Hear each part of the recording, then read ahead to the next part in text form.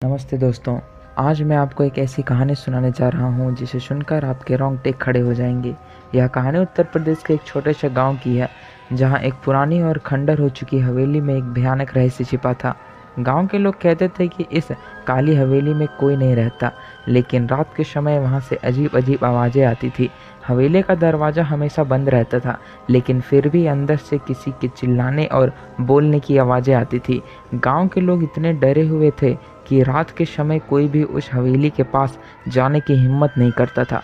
एक दिन गांव के 3 दोस्त राजू, मोहन और सुमित ने तय किया कि वे इस रहस्य का पर्दाफाश करेंगे।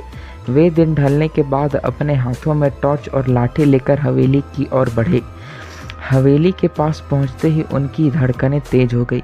अंदर जाने पर उन्होंने देखा कि दीवारों पर पुरानी पेंटिंग्स थी, जिनमें से कुछ तो टूटी फूटी थी और धूल से लिपटी हुई थी।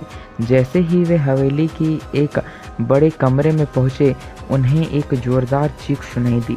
सब दोस्त डर के मारे सहम गए। अचानक उन्हें एक सफ़ेद साड़ी पहने हुए महिला की परछाई दिखती है।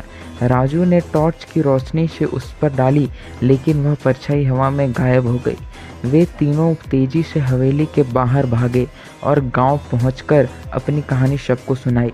गांव के बुजुर्गों ने बताया कि सालों पहले एक नवविवाहित जोड़ा इस हवेली में रहने आया था। एक रात कुछ डकैतों ने हवेली पर हमला कर दिया और उस महिला की हत्या कर दी। तब से उसकी आत्मा यहाँ भटकती है और न्याय की तलाश में है। दोस्तों, यह कहानी हमें बताती है कि कभी कभी अंधविश्वास में भी सच्चाई छिपी होती है। अगर आपको ऐसी और कहानियाँ सुननी है तो हमारे चैनल को सब्सक्राइब करें और बेल आइकन को दबाना ना भूलें। धन्यवाद।